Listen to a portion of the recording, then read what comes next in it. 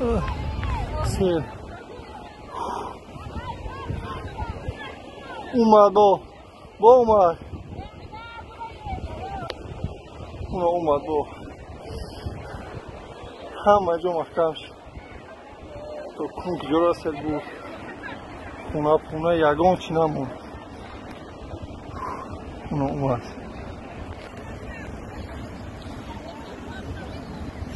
خدا ما بخش کردن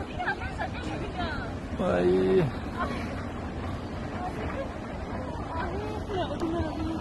همون جای ساز یگانش نبود دسته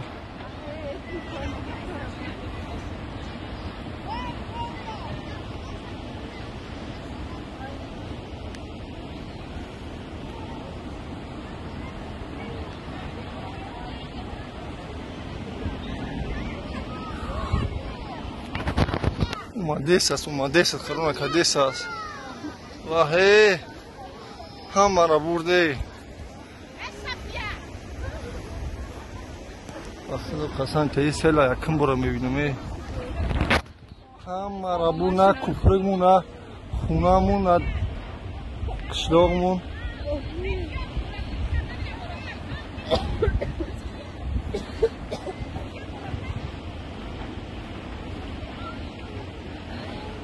تیست 2019 هم بود نیمینه هم بود چون چند کسالی بود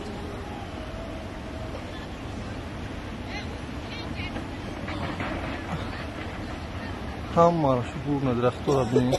شکسته ایستن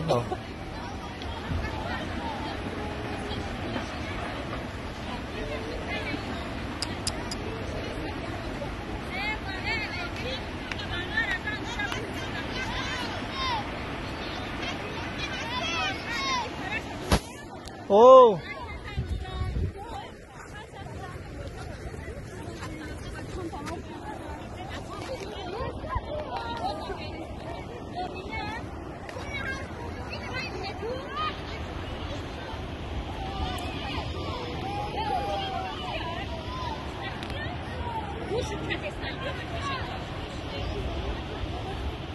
قرنامه کنی بوم آدیسه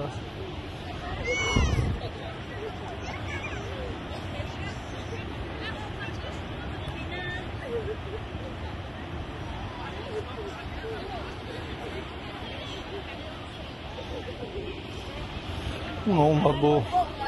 با اومد این دک جای دم خورده بود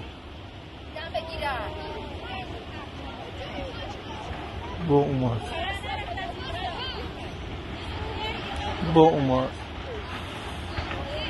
ای